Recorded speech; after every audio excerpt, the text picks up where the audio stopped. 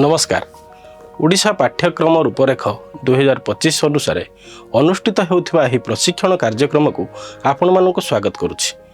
आम राज्य रे नूतन शिक्षा नीति अनुଯାयी आसंता 2025-26 शिक्षा वर्षरू विद्यालय शिक्षार प्रस्तुति स्तर तथा तृतीय चतुर्थ एवं पंचम व मध्यम स्तर षष्ठ सप्तम और अष्टम श्रेणी पाई कला शिक्षा पाठ्यक्रम प्रस्तुत करा जाय अछि।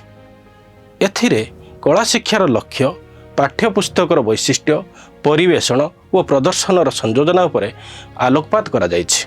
कला शिक्षार विभिन्न आयाम दैनंदिन जीवन में तार व्यवहार विषय भित्तिक कार्य पंचपदी शिक्षण प्रक्रिया और आकलन पद्धति अंतर्भुक्त।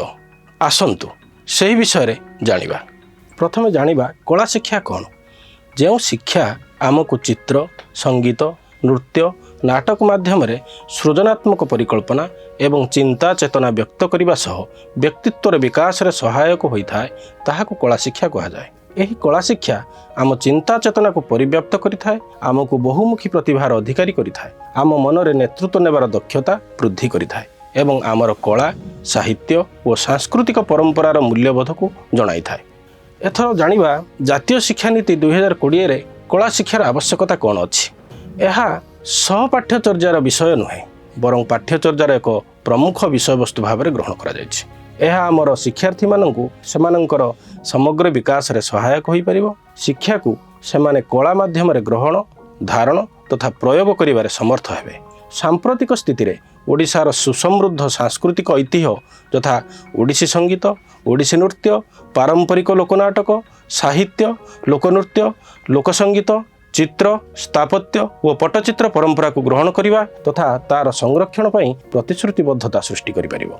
एही कला शिक्षा पाठ्यपुस्तक रे जो विषय उपरे आलोकपात करा जाई अछि एवं ताहार लक्ष्य निर्धारण करा जायछि से विषय रे आमे किछि जानिबा।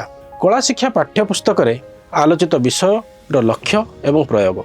एही पाठ्यपुस्तक रे तृतीय चतुर्थ एवं पंचम श्रेणी रो एठारे प्रदान करा जायछि।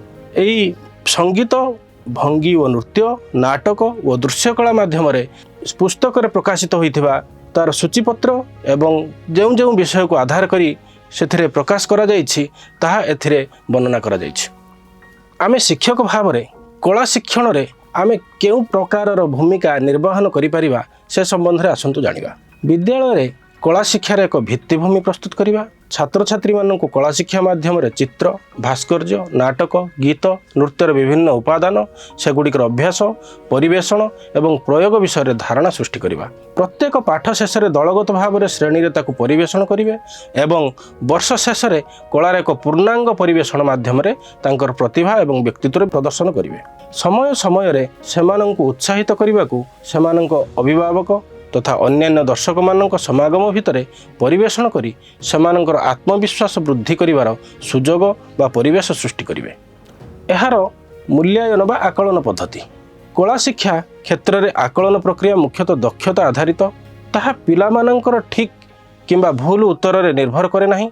प्रश्नपत्र एवं लिखित उत्तर सहित परीक्षा करने जरूरी नुहे कारण यह कला शिक्षा पाठ्यक्रम में व्यवहृत पद्धतिर उद्देश्य को हासिल करि नाही। विभिन्न आकलन पद्धति जेपरिक कृति मूल्यायन कार्य दक्षता समीक्षा प्रकल्प भित्तिक मूल्यायन एवं प्रतिफल स्व आकलन प्रत्येक छात्र छात्री अनन्य कला शिक्षार अग्रगति विषय गुरुत्वपूर्ण दिग प्रदान करिवो।